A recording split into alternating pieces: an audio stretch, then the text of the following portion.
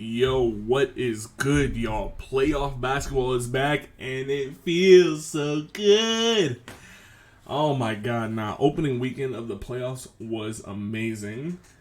A lot of good things, some bad things, but this is what we're here to talk about. All right, so I'm gonna start with Saturday's games because I feel like Sunday's games there are more to talk about. Saturday started off. It was pretty light, I think, to start off. We had Sixers Nets. I think that was up to halftime was actually a pretty good game. Mikal Bridges was going off. My take on him, like that 27 a game not being real, that take is not looking so good right now. Because every time I think he not like that for real, he keep proving me wrong, bro. Bro's got a bag that I did not see coming. But yeah, it was competitive in the first half. It was more of an all-around team effort with the Sixers, because they were double-teaming Embiid off jump. The second he touched the ball, they were giving him hard-ass double teams, and he just had to he kept making the right passes. James Harden was doing his thing, and everyone was just hitting 8 threes for the Sixers. For the Nets, no one was really doing much offensively besides Mikal Bridges. Cam Johnson was hitting some threes. He was hitting some shots, so that was good for them. But after halftime, that's when the doubles on Embiid just stopped working. He would catch the ball and he would just shoot it off rip to a fadeaway mad quick before the double team can really get established, and that just opened everything up. They hit, I think, a season high in threes. So when you can double team Embiid all you want and force him to pass the ball, if the others are hitting their shots, there's really nothing you can do. That's for any team with a star, honestly, but it is what it is. Sixers won. I think the game finished it was a 20-point win. I think it was closer than what it looked, but this series, this series is over. I mean, it was over off jump. I was like, Brooklyn might there might be a glimmer of hope that they could take game one, but nah, it's a wrap for them. The next game, Hawks Celtics, that also was a blowout. Tatum, it was all Tatum in the first half, all Jaylen Brown in the second half. They started off. I think by halftime, the Celtics were up by 30. Late in the third and around the fourth, the Hawks started making runs and stuff, starting to make it closer. I think they got it to a 11 or 9 point game. But then I think it was the Celtics were okay, yeah, let's stop playing with our food. They teed up and they just went on another 15-0 run or something. Yeah, the game wasn't really close except for that the few minutes in that third and fourth, but. I mean, I don't think most are expecting anything else. The Hawks just have no answer for Brown or Tatum. They kept putting different. I saw DeAndre Hunter, DeJounte Murray, John Collins, Bogdanovich. I just saw they kept trying to switch who they were guarding them because none of them can really do anything about it. I will say though, that the Hawks on the offensive board have been surprising to me. That in the play-in as well as that game one, I don't know what it is. It's not just Clint Capella too. It's the whole team they crashed off. They put up a shot, and then they just somehow the ball bounces their way, or they just get in perfect position. Whatever, the ball keep getting an offensive rebound. So that's something that I think is beneficial for them. Maybe they could take a game, but like I said, I think this is gonna be a sweep. Now, the next game, oh my god, Cavs-Knicks was such a good game, bruh. Oh my god. So, I said Cavs in 6. The way the Cavs were playing, though, if this is how they're going to play for the series, Knicks got this in 5 or 6, bruh. Because, my god, I'm still going to rock with the Cavs, but this is going to be a hell of a series, bro. Julius Randle didn't choke like he did last time in the playoffs. I mean, we'll see what happens. There's only one game, so I'm not about to just judge the entire thing off one game. But Julius Randle came to play. Jalen Brunson was in early foul trouble, so he didn't do much in the first half. But in the second half, he teed up. I think he had 21 points in the second half. He closed the game out for them. Josh Hart doing Josh Hart things, doing all the little things that don't be going in the box sheet. In the stats, but even in the stats, he had 17 points. He was hitting threes for them, getting to the paint. He was doing everything you need him to do. RJ Barrett, like I thought would happen, it has looked like a negative for them. He's not really doing much offensively, and he's not like an elite lockdown defender to justify him being on the floor. So I don't know. I feel like, I'm not gonna lie, I feel like in closing situations you bench him. Because okay, here's my thing with the Knicks. Obi Toppin has been great for them this season, and in that first game he was good for them too. I think if you're the Knicks, what you do in closing situations, you sit RJ Barrett, you run a lineup of obviously Jalen Brunson, Emmanuel Quickley, Josh Hart, Obi, and Julius Randle. I know that's kind of small when you went against like Jared Allen, Evan Mobley, but I think it will work because it will force everyone out on the perimeter, give Jalen Brunson space to work in an ISO situation. Same with Julius Randle. So I don't know. I just look out for that going forward because RJ Barrett, he's not doing much for them. He's not giving them offensive production, and he's not a good enough defender to justify not lacking that offense. So I don't know. We'll see. On the Cavs side though, I think they're gonna be better than they were in that game. They look timid. Like there's like, you know, when you have a young team or like an inexperienced team in the playoffs and it's like their first playoff game, and it's like, oh, it's like playoff jitters. Like, you know, they're better than that. So it's like, but they just not playing up to par. That's what it looked like to me. Like I know the Cavs, like they don't really have much playoff experience besides Jared Allen and Donovan Mitchell. So it's like Darius Garland's first playoffs. It's Evan Mobley's first playoffs. I think they're going to be better, but I just think because in the regular season, they were the best defensive team. They were getting baked by the Knicks, in my opinion. So I think the defense will step up. I think Evan Mobley will do a better job on Julius Randle, even though I do think Julius Randle is better than he was last playoffs. But like I said, I think this is still going to be one of the more entertaining series of the first round. And yeah, we'll see what happens. Alright, the last Saturday game was probably the best game this weekend. Kings versus Warriors. Oh my god. Light the beam, nigga! Nah, that was an amazing game, bro. It was such like a back and forth type of thing. So, I don't know, because I felt like the Warriors in the end they started going on crazy runs. They just started hitting shots. And usually most teams, especially young teams that don't have playoff experience, they fold in those situations. Like the Warriors, it demoralizes them, and then they just can't. The thing with the Warriors that's made them so great over the years, with or without Kevin Durant, is that they're a team that when they're hot, they're hot. Like you can't go shot for shot with them. Like it's really hard to do that. But the Kings said, nah, fuck that shit, bro. We is going to compete. And they went shot for shot with the Warriors. Curry had like 13 points in a span of like the last 3 minutes. And De'Aaron Fox and Malik Monk and even Harrison Barnes had a step back three. They just said, oh yeah, nah, we not going nowhere, bro. Like, nah, and the atmosphere in that arena was crazy. It made sense though. Like, this is the first time they made the playoffs since 2006. I was like 4 years old last time they made the playoffs. So I understand, like, it would be a crazy atmosphere, but I was not expecting that. I've never seen Sacramento with such an atmosphere, but it's like, with such a playoff draw, it does things to a city when you finally get back.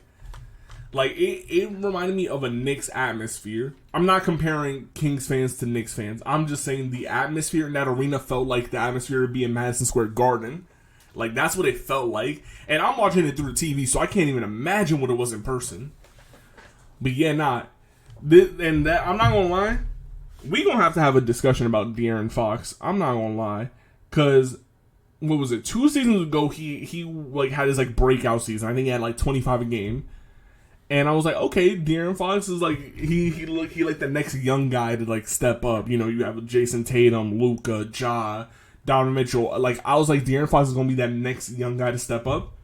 Then last year, I think he had a down year. He wasn't as efficient. Like he just wasn't what you expected him to be. And that's when the discussions started happening with be like, oh, who's better, him or Tyrese Halliburton? And stuff. And I was one of those people. I was like, low key, I'd rather have Tyrese Halliburton. And when they traded him to the Pacers for Sabonis, I said, because I'm like, you have to get rid of one of them. Because you have them two that you're going to have to, one of them you have to pay. I think they already paid De'Aaron. You're going to have to pay Tyrese soon. And they have Davion Mitchell too, who's not going to command as much money as either of those two, but you're going to have to pay him some money too. So it's like you got to do something about this three-headed guard rotation. and then they ended up trading Tyrese. At first I thought it was a bad move. I genuinely did. I was like, bro, Tyrese I think is a player that can give you 20 and 10, efficient as hell. He could be the second or third best player on a championship team, in my opinion. But then after seeing what the Kings have done this year, the resurgence De'Aaron Fox has had, to me it's big. It's turned from the one-sided trade for the Pacers to a win-win trade. You traded Tyrese for Sabonis. You got depth on your team. You created offense. You fixed your rebounding issue with the which the Kings have been one of the worst rebounding teams the last few seasons. And then now you compete for the playoffs, and then the Pacers still win because you're a rebuilding team and you have a centerpiece to rebuild around. So I think it worked out more than I originally thought it would. And De'Aaron Fox he went back to that De'Aaron Fox from 2 years ago, and even more, bro. He's become this season, he's been the clutchest player in the season. I don't know what it is. He's been giving me that like Jimmy Butler type energy where it's like, Jimmy Butler in the regular season is like, he's like trolling. Like he's not playing bad, but he's just aight. And then the playoffs come, and then this nigga turns into Mikal Butler Jordan. I don't know, bruh. He just starts going crazy. Fox gives me that same like kind of energy where it's like, first 3 quarters, like he's not playing bad, but like he only giving you like 13, 14 points type shit through 3 quarters. Fourth quarter turn up, nigga dropped 15 in like 8 minutes. Finished the game with 37 points. Yeah, that's what happened again on Saturday. He was aight, like he wasn't bad, but like it was mostly like a team effort. Like you had Malik Monk getting his shots, Sabonis trying to do his work, but Sabonis was getting clamped up, I'm not gonna lie. And then the fourth quarter came around, and then De'Aaron Fox he showed again why he's been the clutchest player of the season. He was going shot for shot with Curry. Not like every single shot, because like I said, Malik Monk had some shots late in the fourth. Harrison Barnes hit a huge step back 3 in the left hash. But yeah, and they beat the Warriors. One thing I don't understand though, like I know Curry is Curry. He's good. He had 13 points in the span of like 3 minutes. Something like he was good in that fourth quarter. Why on that last shot did he try to do a floater 3? He had enough time so they inbounded the ball to him. He did like a hezzy to get the dude in front of him to jump. He did a little sidestep to the left, and he was open. He could have took and it was like 2.9 when he caught it. So he had enough time to just, do that little hezzy, one dribble, shoot. But he did that, but then he did like a one-legged floater, which I thought was kind of unnecessary. I mean, hey, but it's one of those things where it's like, we're criticizing it now, but if it went in, people would, we wouldn't hear the end of it. So, I don't know. I mean, Kings take game 1. I'm not gonna lie, this series is, I think, gonna be more entertaining than I thought. I thought this is like an easy series. Not even easy. I said Warriors in 6. But I thought it was gonna be like a comfortable 6. If you know what I mean, you know what I mean. But I think this is gonna be a good series. Warriors down now. Kings are up 1-0 now. Game 2, I think, is actually tonight in the same arena. So we'll see what happens. We'll see. De'Aaron Fox will continue to do what he's doing. Malik Monk, is Sabonis going to step up? And on the other end, Clay. Oh, also Clay was good for them. Clay was hitting his shots. Andrew Wiggins was back. He had such an impact in his first game back, which I think was good to see. Like, if you're a Warriors fan, you should be happy with what you saw, even though in the end he had a wide open shot to tie the game or to take the lead. It was it was to take the lead. It was to take the lead, and he bricked it. But again, I can't be too mad. Like, it's your first game back in 2-3 months. He's been out, maybe even longer than that. He's been out with his personal issues. But I hope everything's good with him. Like, it's looking like it is. He's back to hooping. He was good offensively. He was good defense. I think he had 3 blocks. He had 3-4 blocks in his first game back. So we'll see what happens. But that's gonna be a good series. So watch out for that. All right, yesterday's games, bro. Sunday's games. Oh my God, bro. Now, the games were really good, but one thing I gotta say, bro. Oh my God, the injuries, bro. These injuries, low-key gonna change the entire outlook of the playoffs. So, all right, let's start with the first game. Lakers versus Grizzlies.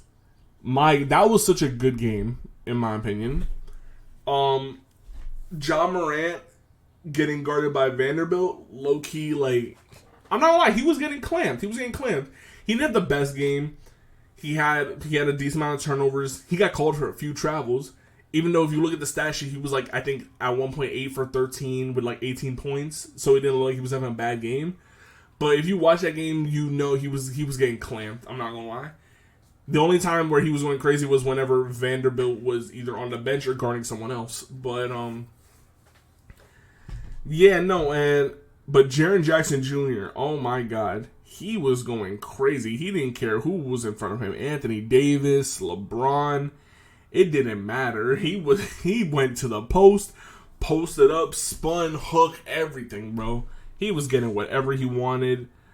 I think what cost him the game, well, a few things cost him the game, but one of the things that cost him the game is that him going to the post was probably their biggest advantage. Like, that was like probably their best set of offense in the entire game. But towards the end of it, they in the fourth quarter, they went away from that and they stopped giving him post touches, which I thought was kind of dumb, but I'm not no head coach, so I don't know. But yeah, I think in game 2, especially with what's going on with Ja, which we about to talk about, they might want to go to that more. Tyus Jones, Desmond Bane, they do what they do, create some offense, hit some shots for you. I think they were fine this game. But my God, bro, Dillon Brooks. Dillon Brooks is the embodiment of talking so much shit and not being able to back it up, bro. It's like, I feel like Laker fans were happy whenever he was on the floor because he was trying his hardest to guard LeBron. And while LeBron didn't have a good game, it wasn't because of Dillon Brooks' defense. It was just because LeBron wasn't having a good game. And then offensively, like, I feel like people were happy when he took a shot because, like, you'd rather him take a shot than anyone else on the court. And while he would still hit a few, like, for the most part, he wouldn't hit most of his shots. Oh my God. And yeah, bro, oh my God. It was like, mid third quarter? Ja's hand was already messed up. I didn't even know that, but when the game started, he had like little bandages on his hand and stuff, so maybe that affected how he played. And then I think it was third quarter, he tried to go on it. He tried to dunk on Anthony Davis. Or no, he got past Vanderbilt and tried to go for a dunk. And Anthony Davis kind of slid under, trying to draw a charge. And he, like, mind you, we know how high, this nigga Ja jumps high as hell. And also, he's only 6'3". So he jumped, and Anthony Davis tried to draw for his charge, like, Ja's, like, legs kind of got clipped on Anthony Davis's, like, upper body. And Ja, like, kind of fell forward, like, almost, like, head first. And to break his fall, use his hands. And the hand that was already fucked up, he fucked it up even more. So he got taken out of the game, and he didn't come back for the rest of the game. And now we're wondering if he's going to be back for game 2. The way it looked, I don't think he is. I think he's going to be out for game 2, maybe even game 3. But, I mean, we'll see what happens, but it's not looking good for the Grizzlies. Now, let's talk about the Lakers. The Lakers was interesting. I'm not going to say the Lakers were interesting. Anthony Davis, this is the Anthony Davis you need if you're a Lakers fan. He did everything he was supposed to do. Maybe not as many shots as you want him to take. Maybe not being as aggressive as you want. But still, when he had the opportunity, he did his thing. He hit the shots he needed to hit. He was on the glass heavy. And my God, the defense, bro. Man had, I think it was like 6-7 blocks. And like 2-3 steals. That's what you need from Anthony Davis, to be a lockdown defender. So you got what you got from Anthony Davis. LeBron James, I'm not going to lie, scoring-wise, this was not a good game for him. I don't know. He looked like he was being very passive. But then again, I saw someone on Twitter, this is LeBron's feel-out game. And if you do look back in LeBron's history, usually in game 1s of a series, LeBron doesn't go as crazy. So, hey, probably a feel-out game. Who knows? But it wasn't the craziest game for LeBron, but it didn't matter because his team stepped up. Bro, Carmelo Hachimura? Bro, this man Rui turned into Carmelo Anthony. Looked like Kevin Durant, Kawhi Leonard out there. I was like, what the fuck? And Darvin Ham was giving this nigga DMPs in the regular season? Yo, that shit was crazy. Like, they kept, because obviously, when you have Anthony Davis and LeBron James on the court, you're going to try to double. That means someone's going to get left open. Rui ended up being that guy for most of the game. And, he would get the shot, one dribble pull up, bang. Catch and shoot, bang. It got to the point where man started posting up as if he really was Carmelo Anthony, hit him with the fader, and bang, and made that shit. I'm like, who is this? Where was this nigga at? But yeah, nah, he was going crazy. Dropped like 20, almost had 30 points him damn self. And then, oh my god, I hate this nickname, but it fits so well, bro. They had this, and then Hillbilly Kobe. This nigga Austin Reeves, bro, was having a quiet game throughout the most, like, not a bad game, but a quiet game. And in the fourth quarter, bro, I never thought I'd live to see a day where in the fourth quarter, Austin Reeves was running the offense and LeBron James was a spot-up shooter. Like, what?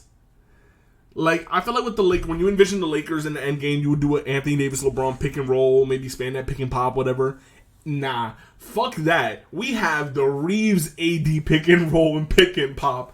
That shit, I don't know what it was, bro. This man was hitting fucking step back three, fucking pull up jumper, fade away, layup. Like, yo, I wasn't expecting this. Like, Austin Reeves and Rui Hachimura to be arguably the two most impactful players in the game. Obviously, Anthony Davis had his impact, so I'm not going to say they had more of an impact than Anthony Davis, but they both had more of an impact than LeBron. I'll say that now. Again, not shitting on LeBron. I think LeBron's going to come at game 2 and be LeBron, but maybe, like I said, this is probably his feel-out game. Who knows? But that shit was crazy. But yeah, it's not looking good for the Grizzlies. Ja's probably injured now. The Lakers have the confidence, even if Rui and Austin Reeves don't do what they did in game 1. I doubt LeBron's going to have that bad of a game again. I think he's going to go crazy game 2. This series, I had Grizzlies in 7, but 1, I didn't know Ja's hand was already fucked up, and now it's fucked up even more. So who knows how many games he'll miss, or if he'll be out for the series. Who knows what's going to happen. But yeah, no, it's looking like Lakers might win this, and Lakers might sweep this, honestly. The way it's looking right now, it might be a sweep, but it's only one game. Still don't know what can happen, what's going to happen, what could happen. We don't know the status of Ja's injury, so we'll see what happens. All right, and then what was the next game? Yeah, the next game was Miami versus Milwaukee. Again, the injuries, bro. Oh my god, bro. So, in the first quarter, this was early in the game, like mid-first quarter, Giannis got injured, bro. And now we don't know his status either. He was going up for a dunk, and then same thing. I forgot who it was. I think it was Kevin Love or someone. Like, he's going up for a dunk, and they kind of slid under to try to draw a charge. And same thing, clipped his leg, loses control in the air, fall down, but he fell on his back, and it was a hard ass fall. He got up, and I think he played like another few minutes. But then after they sat him on the bench, he went to the locker room, and announced that he was going to be out for the rest of the game with a lower back contusion. I don't know, man. And now after both these injuries happen, bro, in literally the exact same day, people are calling to like get rid of charges. I get the sentiment. I don't think that's realistic. Like, that's not happen. I do think if they do get rid of anything, get rid of sliding charges, bro. That shit is stupid, bro. It's like if someone's going for a dunk and then you try to like slide your feet under to try to draw a charge. That shit's stupid, bro. Either you're already there and you set your feet planted for a charge, or you don't do a charge at all, bro. I think they should get rid of that, like sliding under, because both of the injuries happened because the defender tried to slide last minute to try to draw the charge. And it's like if you're an offensive player, you're trying, especially both these guys are athletic dudes going for dunks. By the time you go up in the air, the dude's not nowhere near in position to draw a charge, and then he slides under. You're already in the air, so you can't really do anything about it. And then it led to 2 stars getting injured yesterday. So I think they need to look at that. I don't think they're gonna get rid of a charge completely, Because at the end of the day, this is an offensive-driven league, and then every year they're like taking away more and more shit on defense. So I don't think they're gonna take away a charge because that is something defenders use. A lot of times, yes, I agree as a bailout, like charges become a bailout in certain situations, but there's not much you can do about it. And then later in the game, Tyler Hero breaks his hand, bro. Oh, I was like, there's no way. I think it was Tyler Hero, and I think it was Gabe Vincent or Max Strus, like he dived for a loose ball, but he didn't get it, and like he slid on his hand the wrong way or something, and he broke. It's hard to tell in my opinion from what they showed. He broke his hand. He's on the court holding his hand and stuff, and the Heat's running the offense and stuff. He goes to the corner. This man holding his hand. They obviously, I think the Bucks could tell he was hurt, so they left him wide open. It was double teaming. They pass it to this nigga Hero wide open, fucked up hand. This nigga Hero forgets his pain for a second, catches the ball, gets into his shooting motion, and shoots it. The second that shit leaves his hand, and like full flick of the wrist and everything, the second that shit leaves his hand, bro, you could tell that shit hurt, bro. Like, he instantly grabbed his hand in pain. But the crazy thing is, the nigga made the three with a broken hand. Like, what? I'm not gonna lie. I don't like Tyler Hero that much, basketball-wise. But that was tough, bro. Making a three with a broken hand is tough. That's all I'm gonna say. He's gonna be out of the playoffs. Like, that's not saying that they can hope he'll be back next series and 2 series if they make it. He's out of the playoffs. Like, and it sucks because the Heat are a team where they have one of the worst offenses out of all the teams in the playoffs, and now you lose one of your biggest offensive pieces. So, yeah, I mean, we'll see what happens. It was a high game. I think the game lost its value to me with no Giannis, because the Heat had the lead damn near the whole time. They won the game, and I don't know, with no Giannis there, it just wasn't as entertaining as it should have been. And like I said with Jimmy Butler, this nigga trolls in the regular season, but when the playoffs come, he turns into Michael Jordan, dropped 30-something points, went crazy. They beat the Heat, took game 1. So we'll see what happens with Giannis, how long he'll be out, if he'll be back for game 2, if not. I mean, I'm not gonna lie, the Heat have created a window. They created an opportunity. Let's see what they do with this opportunity and if they take advantage of it. So, I mean, we'll see what happens. There's not too much analytical I can go into with this game because, like I said, I watched it, but I wasn't really paying too much attention after Giannis got out. I saw the thing with Hero 2, then I was like, I had it on, but my interest wasn't really fully in the game, so I can't really give too much analytical analysis on this one. It's just like, hey, we'll see what happens. Like, I had Bucks either sweeping or in 5 against Miami, but hey, who knows? Miami is a team where it's like all regular season and even in the play-in, they looked mid. Now in the playoffs, they went. Now the playoffs started. They're back to fucking last year's Heat that made the conference finals. Who knows what could happen with them? So, I mean, I think maybe that might be a closer series than people thought, including myself, now that the injuries and stuff. But who knows what could happen. All right, the next game, Phoenix versus Clippers, bro. Yo, this was a good game. I'm not gonna lie. This was a good game. This nigga Russell Westbrook, bro, 3 for 19, or was it 3 for 20 is crazy. What's even crazier is 3 for 19, 3 for 20, and they fucking won, bro. Like, bro, playoff Kawhi is no joke, bro. This nigga got the software update. This nigga Kawhi's a robot. He got his playoff software update and said, "I bet it's time to ball." Nah, yeah. This game, I think it was the first half was not as entertaining as I thought it would be. Like, it didn't have like that playoff intensity. Both teams were kind of playing like like acting like, oh yeah, this isn't. We're gonna pretend like this isn't the actual fucking playoffs. But I think the Clippers took an early lead. KD off the jump struggled. Booker was doing his thing for the most part. He struggled at some points too early on, but for the most part, he was doing his thing. The thing with this Suns team that going into the playoffs I didn't account for is the depth. Well, I accounted for the Suns' depth, but I didn't think it would affect them as much as it did last night against the Clippers. So obviously the Suns, like, they traded depth to get Kevin Durant. And while looking at it, I didn't think their depth was that big of an issue. Like, obviously, they're not the deepest team, but I didn't see their depth as much of an issue. Because I'm like, okay, you have KD, Booker, CP3, Ayton. They're gonna do what they do, and that's gonna create open shots for everyone else. All you need to do is be ready and hit those shots. And then you got fucking Torrey Craig, who did his thing. He had like 19 points. He did his thing. Josh Okogie, Terrence Ross, TJ Warren, who got no PT, by the way, which I think in this series, I think he should be getting some PT.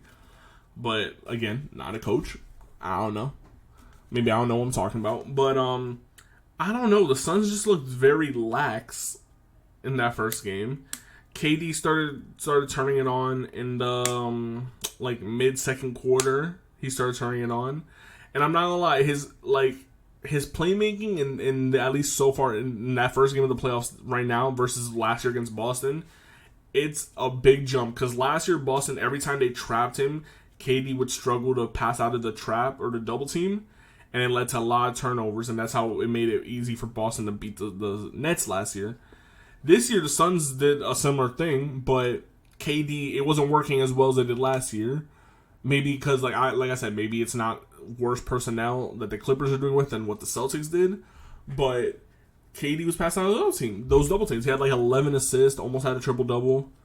And then the second quarter on, he started like hitting his shot. I think he started 0 for 5 and then made 4 of his next 5 shots. So he was 4 for 10 afterwards.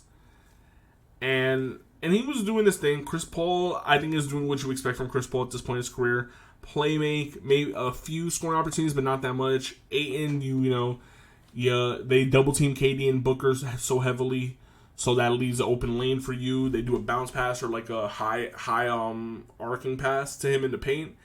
And I'm not gonna lie, Zubac and Mason Plumlee were doing a good job in the paint. Like a lot of times, and usually with the Suns, they get the double, they pass it down to Ayton, and then Ayton has an open lane. Ayton didn't get that much because every time they would do that, one of the bigs would slide under. Ayton still did his thing, like he would shoot a floater and stuff or a hook shot and it would go in. But it wasn't like they were like the Clippers looked more prepared for the Suns than the other way around. The Suns couldn't do a damn thing about Kawhi. This man Kawhi was hitting everything, bro. Even when they played good defense on him, he would still hit the shot over them.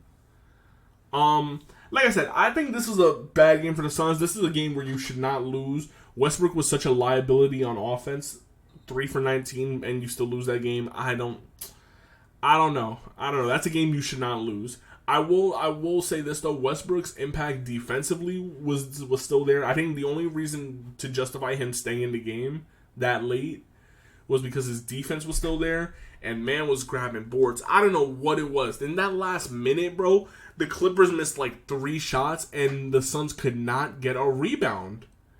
Westbrook got 2 boards in that possession, and then I think Zubac or Mason Plumlee got another.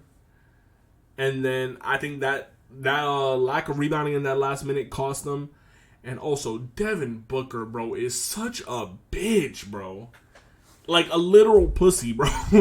This nigga's always crying to the officials, bro. I don't know. Like, seeing this game reminded me of Devin Booker last year against Luka. In that last game when Luka and the Mavs blew the shit out of the Suns. Like, it's like, bro, Devin Booker complained to the refs cost them the game. It really did. I don't know. Also, one thing I need to figure out. The Suns, I think, need to run more sets for Booker and KD. It was like in the last 2 minutes, they just wasn't giving KD the ball. I'm like, they gave him for 1 possession. This nigga KD hit a fading 3 to tie the game, or I think they were down by 6 to put it into 3. You have Kevin Durant on your team, who's hot right now with 27 point, almost near triple double, just hit a fading 3 on Kawhi, and you're like, oh yeah, for the rest of the game, for the last like minute and a half, oh yeah, let's not give KD the ball. What? I don't know. I think that's something they need to address. And this thing of Booker's complaint costing the game. You're down by 3 with like, I think it was like 12 seconds left. You give it to Booker. He's being guarded by Westbrook. And then I guess he tried to go for a 2 or draw foul or something.